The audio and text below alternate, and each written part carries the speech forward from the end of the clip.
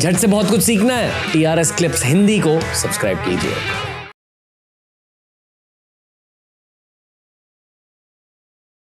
अगर आप paper setter होते या नॉट इवन पेपर सेटर, अगर आप पूरे यूपीएससी को हेड कर पाते जी, आप पूरे सिस्टम में क्या चेंजेस लाते सर? पूरे सिस्टम में I am sure this is something you thought about at some point. I think almost every day about this.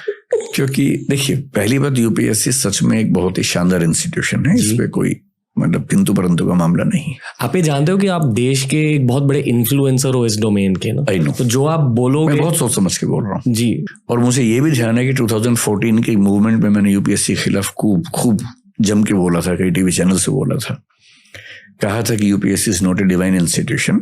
मैं अपनी बात पे कायम हूँ, डिवाइन नहीं है। और ये बात सही है कि UPSC is one of the best institutions of the country. क्योंकि क्या होता है कि जब आप सिस्टम चलाते हैं तो दिक्कतें अलग होती हैं। सिस्टम को क्रिटिसाइज करना बहुत आसान होता है। Since I am running an institution of my own, हम लोग 1500 लोग काम करते हैं दृष्टि में, हम लोग मिलकर चलाते हैं इंस्टीट्यूशन। क्या होता है कि आलोचना करना इतना आसान काम है, आप कोई भी एक लूप होल ढूंढेंगे, आलोचना कर सकते हैं।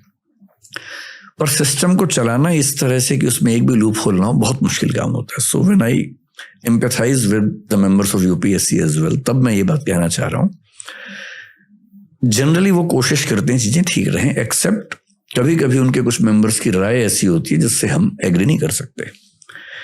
जैसे 2008 से 14 के बीच में यूपीएससी में बहुत चेंजेस हुए, ड्रास्टिक चेंजेस हुए, जो मैं आज तक मानता हूं कि वो ठीक नहीं है। उनमें कई चेंजेस सीधे इंडियन लैंग्वेजेस के खिलाफ थे, नहीं होना चाहिए। एक लेवल प्लेइंग फील्ड होनी चाहिए, कोई भी भाषा हो, अंग्रेजी है, हिंदी है, मराठी है, तमिल है, किसी को नुकसान क्यों होना चाहिए? शहर का बच्चा, गांव का बच्चा, किसी को नुकसान क्यों होना चाहिए? पर जब आप कुछ ऐसी चीजें इंड्यूस करते हैं जो सीधे किसी को नुकसान पहुंचाती हैं, तो सवाल उठता है कि ये गलत अप्रोच है आपकी। तो UPSC in general is a good institution, this is the starting point. उनको प्रीलिम्स में मैथमेटिक्स का जो मानिया उनके दिमाग में बैठा हुआ है और जो फोबिया बच्चों के दिमाग में, उससे थोड़ा सा बचना चाहिए, है ना। इतना मैथ्स जितना यूपीएससी के पास चाहिए, एक आईएएस को कितना मैथ्स चाहिए भाई जी? क्यों उसको बहुत गहरे प्रश्न मैथ्स के आने चाहिए? उसको इतना आना चाहिए कि वो टेबल्स, ग्राफ बना सकता हो, समझ सकता हो, कैलकुलेशंस कर सकता हो, कोई रिपोर्ट आई है कैलकुलेशन से चेक कर सकता हो, उसकी कैलकुलेशंस फास्ट भी हो, यहां तक समझ में आता है। डेटा इंटरप्रिटेशन कर सकता हो, डेटा सफिशिएंसी देख सकता हो, डेटा मैनिपुलेशन तो नहीं लेकिन डेटा एनालिसिस कर सकता हो, ये सब पूछ लीजिए। लेकिन जानबूझ के इतना मुश्किल बनाना कि वो केवल वही लोग कर सके जिनका मैथ्स बहुत गहरा है, इसकी जरूरत नहीं है। रीजनिंग में जरूरी है भाई, अब वो पूछ ही रहे हैं। और सरप्राइजिंगली सीसेट में 2 सेगमेंट्स हैं, एक है इंटरपर्सनल स्किल्स और एक है डिसीजन मेकिंग। उस पर एक भी सवाल नहीं पूछ रहे 4-5 साल से। जबकि when you become an IAS और IPS officer, basically what you have to do is you have to take decisions, you have to communicate with the public.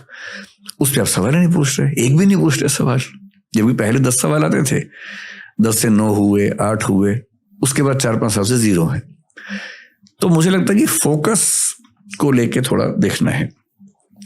Mains उनका जनरली इस समय ठीक है, बस उसमें थोड़ी सी ऑब्जेक्टिविटी ऑफ इवैल्यूएशन में, मॉडरेशन, स्केलिंग सारे सब्जेक्ट्स के बीच में, मीडियम्स के बीच में, मुझे लगता है कि स्केलिंग के मामले में थोड़ा सा वो कमजोर हैं। मीडियम्स के बीच में वो हो सके तो अच्छी बात है, किसी को फायदा ना पहुंचे लेकिन किसी को नुकसान ना पहुंचे, बेसिक बात सिर्फ है।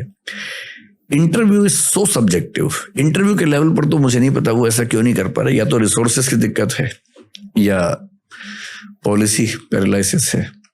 आप सोच के देखिए, इस बार जो बच्चे सिलेक्ट हुए हैं, मैं तो करीब 70-80-100 बच्चों को जानता हूं जो सिलेक्ट हुए हैं। कुछ पैनल्स हैं, 2 इंटरव्यू पैनल्स ऐसे थे, मैं नाम नहीं बोलूंगा उनका भी, उनमें जो गया उसकी जिंदगी खत्म हो गई, क्योंकि वो वही सैडिज्म है, पता नहीं क्या है, अपनी कोई कुंठाएं हैं, बच्चों को नंबर देते ही नहीं है जी। आप सोचिए कि 6-7 पैनल्स यूपीएससी में है इंटरव्यू के, उनमें से एक पैनल ऐसा है जिसमें एक बच्चे को एवरेज मार्क्स 170 के आसपास मिल रहे हैं। और एक अच्छा बच्चा वहां जाएगा तो मान लीजिए कि 190 ले लेगा, वही बच्चा गलती से दूसरे रूम में चला जाएगा तो 150 लेके आएगा। और 40 नंबर का डिफरेंस यूपीएससी का मतलब होता है कम से कम 400 रैंक का डिफरेंस। एक एक नंबर पे 10-10 रैंक होते हैं यूपीएससी में, इतना सब्जेक्टिव है। फिर मैं वो कहूंगा, वो कोशिश करते हैं, वो मीटिंग्स करते हैं, अच्छा एवरेज सब पैनल्स की ऑलमोस्ट सेम आ जाती है, बस डिफरेंस का है डेविएशन में। अगर एक बोर्ड में सबको 160, 180, 160, 180, 170, 170 मिल रहे हैं और दूसरे में 130, 210, 125, 205 ऐसे मिल रहे हैं, एवरेज सेम आ गई जी। लेकिन आप किसी बोर्ड में जाएंगे तो 170 के ऊपर जा ही नहीं सकते। किसी में आपको 200 प्लस का स्कोप मिल जाता है, किसी में 130 पे आने का रिस्क हो जाता है। तो मैं कई बार सोचता हूँ, अगर यूपीएससी मुझसे, खैर पूछते नहीं वो लोग, मैं तो चाहता हूँ कि सरकार पूछे मुझसे कभी, अगर पूछे तो। यहाँ जो मैं समझ रहा हूँ, हाँ, वो ये है कि बहुत बड़ा ह्यूमन फैक्टर रहता है यहाँ। वो सिंपल सॉल्यूशन है। आप 275 मार्क्स का एक इंटरव्यू ले रहे हैं, आप 100 के 3 कर लीजिए जी, 3 पैनल्स में इंटरव्यू करवा दीजिए।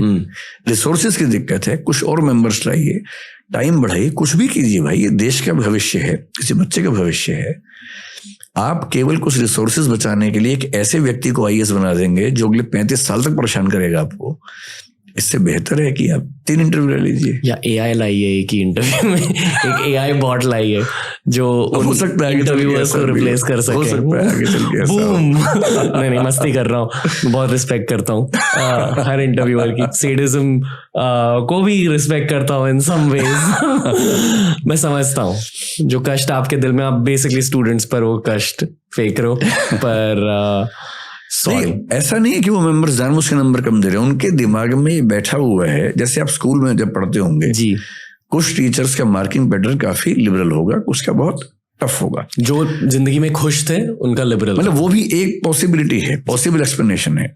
ऐसा हो सकता है कि जिंदगी में खुश है, पर उसने बचपन में देखा है कि सबसे अच्छे आंसर पे 10 में से 6 नंबर मिलते हैं, तो उसके दिमाग में बेंचमार्क 6 का बना हुआ है, वो 6 के ऊपर जाता ही नहीं है जी।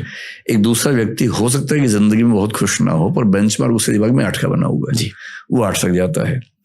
और इतना सब्जेक्टिव है कि यूपीएससी मेंबर्स को कितना समझाए कि बराबर करो।